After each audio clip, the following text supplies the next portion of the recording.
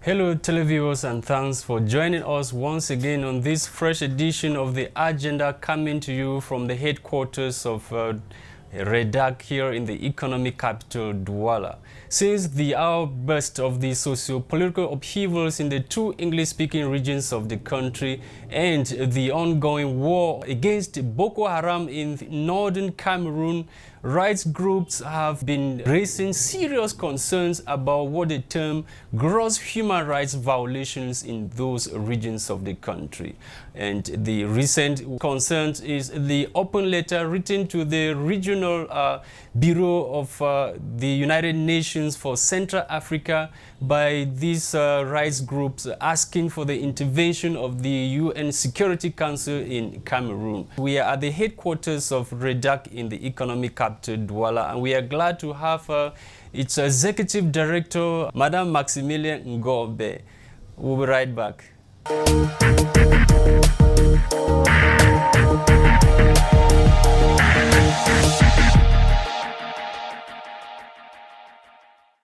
Madame Maximilienne NGO MBE, thanks so much for accepting our invitation. Many viewers are watching us who would like to know who you are. Thank you for giving me the floor. I am Maximilienne NGO MBE. I am jurist. I am bassin in the littoral Cameroon. And for me is very important. I am a human rights defender since now 28 years. Okay. 28 years ago. Yeah. This is me. When you look at the human rights situation in Cameroon, what is your own appraisal of the human rights situation in Cameroon, in particular, and Central Africa in general, as you head a very big organization that has to do with human rights? Let me tell people about the REDHAC. The REDHAC is the Human Rights Defenders Network in Central Africa, and we cover 8 countries, including Cameroon, Chad, Gabon, DRC, CAR, Congo-Brazzaville, Sao Tome et Principe, Guinea Equatorial, and we have our mission is to promote the work of human rights defenders and to protect them. This is the first mission, and the 2 is about the freedom, the public freedom, and freedom for association, and freedom of demonstration. And our mission is to make sure that the institution and democratic values are respected. Respected, yeah. And how our view about the violation of human rights now in Central Africa in general, we have some challenges, but we have the success. The success is about DRC, you know. DRC has had the election in December last year, and we are sure and we are accept and we are, all of us know that this is now the peaceful transition.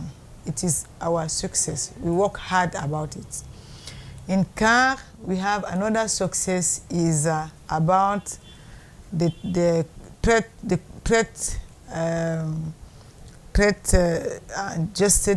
Justice and Reconciliation Commission, which can take place now in CAR, and we obtain ceasefire between all the actors.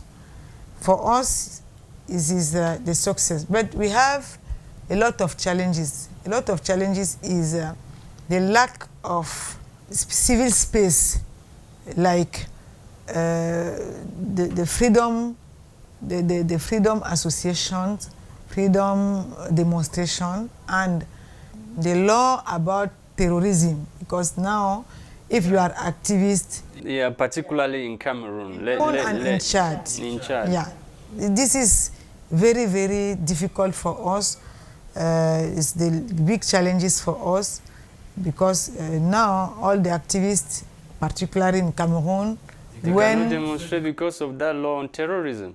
They are using it as a repressive measure to crack down on dissidents. All people who want to make the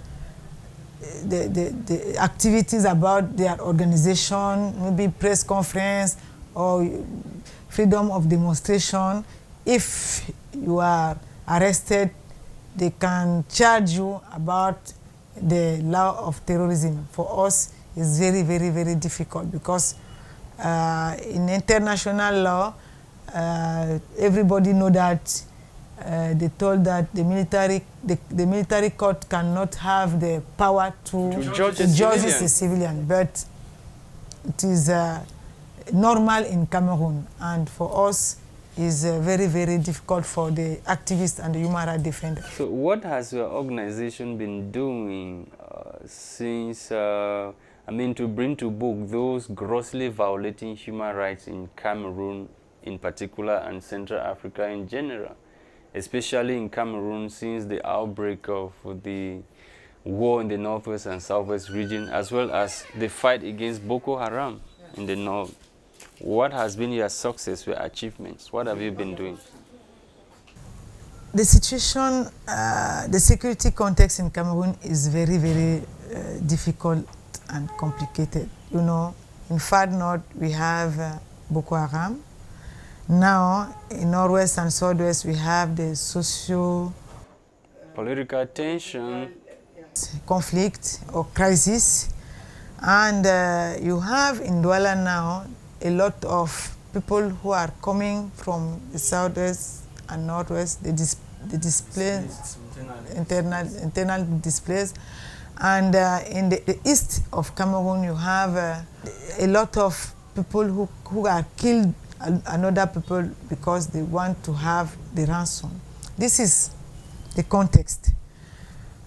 REDHAC, our work is, the first is to investigate. We investigate and we make a lot of documentation about human rights, the violation of human rights defenders, including the members of Boko Haram, because sometimes they too violate the rights of other people. Yeah. Because sometimes people told us that all the time our report is only to condemn the state. But it's true, because the state has the obligation to protect us. The state signed all the convention, international and regional convention, to protect the people in the territory. And our report is all the time is to tell state to take their responsibility about the institutions they are taking about the protection. We have a lot of restriction, maybe, but we have some achievement and some success. In the fight against Boko Haram, you remember that the first report of REDHAC is about the villages Magdeme and Double, which the army come and take a lot of people, gone with these people, and they are killed them. You verified, you independently verified, you found out it was true? Yeah. The army actually did that? Yeah. But the former Minister of Communication recognized that it's true, but he's not recognized the number, because he told that REDHAC gave a lot of the statistic, but they recognized 25 people who are killings, extrajudicial killings. Since now we don't have the measures who are taking about these extrajudicial killings. But the success, our achievement is that the state recognizes that it's true. And another way is you remember in the social media, 2 women and the babies who are killing. Sometimes people told that it's in Mali or it's not in Cameroon, it's not the army. It's the REDHAC told that because we have the facts who, and we have the tools who which make us sure that our documentation, evidence. You have evidence. We have the evidence to show proof that those women were actually and killed when in we Cameroon. Prove, when we prove that, the minister come and told that it's true, it's Cameroon, but this is achievement. But the frustration is that we don't have justice about these victims. This is a lot of frustration. The impunity is a lot about this particularly context. But now, Northwest and Southwest, you remember that the 1st October 2017, when the separatists want to be hold their flight, the army kills a lot of people. REDHAC make the documentation and told that we have 100 people who were killed in this day. And we have the names of those people. All the names, because it's very difficult, but we have 38 names. We are documented. And so maybe 2 days or 3 days after, we have a Catholic church who come to tell that it's true. All people told that it's true. And you remember, if you remember, before everybody told us, this is an exaggeration. Let people close REDHAC, because REDHAC destabilized Cameroon, because it's not true. We have only two people who were killed. And the same thing is the frustration about justice and about impunity. And when the Mbala was arrested, we make a lot of advocacy. A lot of people, activists who are out, is because we fight a lot. Your role as a civil society is to protect the people, but many have criticized the civil society in Cameroon as they are not doing what they are supposed to do. They are out to make money. Most of them are not performing their duties. That's what others have been saying. So what have you to say to this allegation? Because we've not had a front, like a coalition of civil society in Cameroon denouncing what is happening. Like you see, people have been arrested for protesting on the street. So what is a civil society in Cameroon doing? It's not true. It's not true because the context, the Cameroonian context is particular. We have a lot of repression in Cameroon and a lot of corruption. And the civil society is the people like you and me. It's not dangerous. They are the people. And when the government speak about civil society, he know that he create a lot of civil society government. Civil society? Yeah. And we call this civil society ngongos.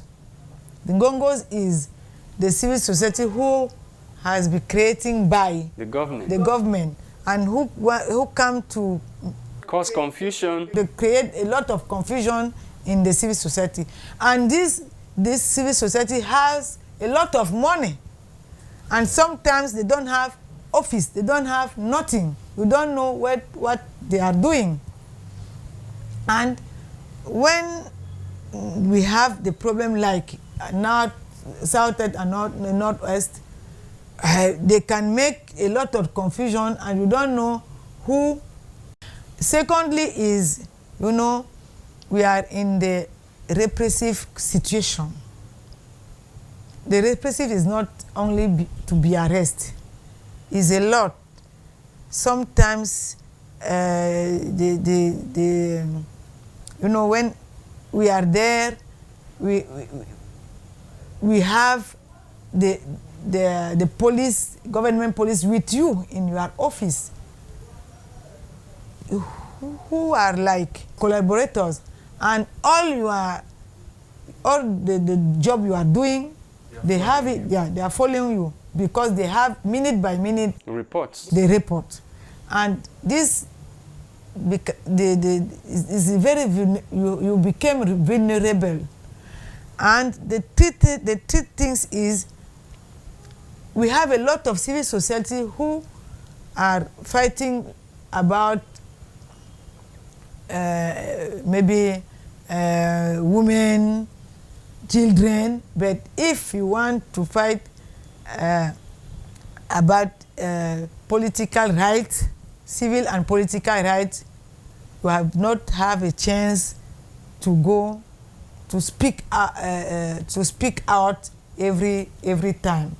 This is the third challenges, but it's not true because we make a lot office, in your own office. What are you saying? We make a lot of effort. You was there since now three days. You know, you saw civil society together about the press conference about the situation now in Cameroon, and particularly in Northwest and Southwest, and our proposition. Talking about the situation in the Northwest and the Southwest region, a coalition of over 9 renowned international and national civil society organizations, with your organization being amongst, wrote an open letter to the regional office for UN asking the United Nations Security Council to intervene in the situation in Cameroon. Yeah. Unfortunately or fortunately, I don't know how to put it, the United Nations has given a deaf ear to your open letter. So who do you turn to now? No, it's not unfortunately, it is the process. Okay? No, but they have ignored it. We listened to the briefing, they didn't say anything with respect no to problem. that. It is the process, okay? This is the process. Now is not, they don't take it in the, they don't take the concern, okay? It's now, but you don't know tomorrow.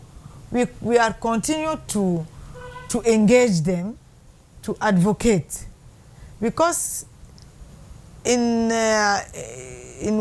since one year after, before, please, 1 year before, we didn't have any condemnation coming from the international community. Mm-hmm. We are fighting together, international NGO and national NGO.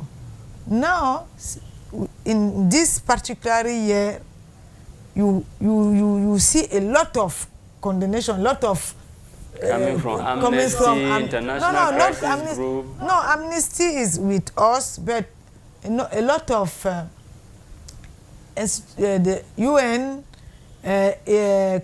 African Commission, EU, French. This is for us. This is the success, but the problem is that it's not static. It's the permanent fight. We are not. Our hope is about this letter that. But the letter has been thrown into the dustbin. No.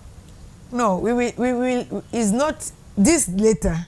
Okay, let us speak about this letter. Yeah, but let's talk about the letter. What are some of the things that you But tomorrow we can have another letter, and you don't know if tomorrow another letter can be not taken to, because. So are you saying that you are preparing for another open letter to send to the UN again? Yeah, we are prepared all the time, the open letter, since we will do that as soon as we obtain the necessary facts or information. What we want about this situation in Northwest and Southwest.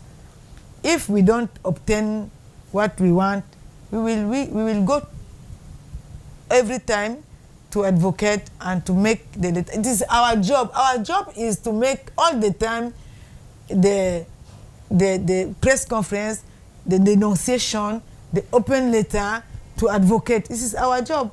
When we have the success or the achievement, we thank God and tell that, okay, it's okay. If we don't have, as soon as we don't have anything, we continue. This is the role of the civil society. We don't have another role. In your opinion, what do you think is holding the international community back to intervene in the situation in Cameroon, in particular, because the humanitarian situation is terrible. It's so bad. We have thousands internally displaced. We have others who are refugees in Nigeria and the rest, and their situation is so precarious. So yes. What do you think, in your opinion, is holding the international community to intervene, knowing that the situation is deteriorating every day? I think that. Do you think somebody is blocking? Somebody is like a stumbling block somewhere? I think that somebody, a lot of interest, bilateral interest. I don't know if this is the good English. The states have a lot of interest, economical interest, political interest, and another interest who I don't know. And this is the first. The two is not easy to take this decision, because the international institution want to have money, want to have collaboration with the state. You know that they cannot come here if the state are not collaborate in the first time. But we've had the Minister of External Relations saying that as at now, the problem that Cameroon is having is an internal problem, that they don't need the intervention of the international community, but paradoxically, they are asking for money to be able to take care of the internally displaced. The Minister of the Foreign Affairs, for me, they are not, I don't know, I don't want to use hard word, but for me, they are out of the context. They are in Yaoundé, in their building, like with the generator. They drink champagne. They don't know nothing about the situation. Do you think the government sees the civil society organization like yours as enemies? People, have they been coming to you for information? This is their problems. We are open. Our door is open, but they have their own problem because they don't want to change. They don't want to see. They close the mouth, they close the eyes, they close the ear. The situation is bad, but it's their problem. But we are confident that we will have the solution about it. And you know that REDHAC has the concrete proposition about the resolution of this conflict. In our press conference, we tell you journalists that this is our proposition. So what is the proposition? What is the solution? What do you think is the way out of all the crises that we have in Cameroon now?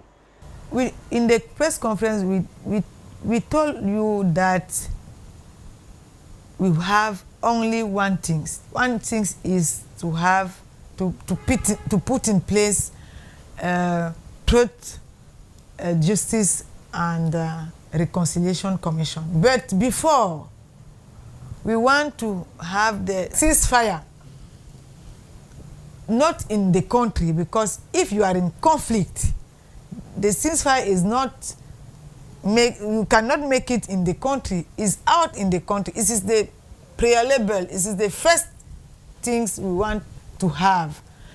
After, we want really to make sure that people can meet together, communitary dialogue, small community dialogue. Dialogue, yes. The small, before we will go in the Truth, Justice and Reconciliation Commission, to make that, because you know we have now the hate, a lot of hate, threats, a lot of fake news, a lot of disinformation, a lot of frustration. And if you cannot have the platform about this intercommunity dialogue, it's very difficult to go to the reconciliation. And we want to have the Fight Fund mission here. If the government don't want to have the UN Fight Fund mission, he's be part of African Union. Why? The state don't call African Union to come to make the Fact Fund mission. The Fact Fund mission help us to have all the responsibility. Who make who? Yeah, fact-finding mission. Fact-finding mission. Thank you very much, Madam Maximilienne NGO MBE, for accepting to talk to us. Thank you very much. It was a pleasure having you on the program. It's my pleasure. I am hope in the next time when we have another interview is to tell you that you see now the interview is about are you okay with the Truth and Reconciliation Mission and Justice Commission and Justice, and I hope I will have champagne in this table. It's not coffee but the champagne. Thank you very much, Madam. Thank you.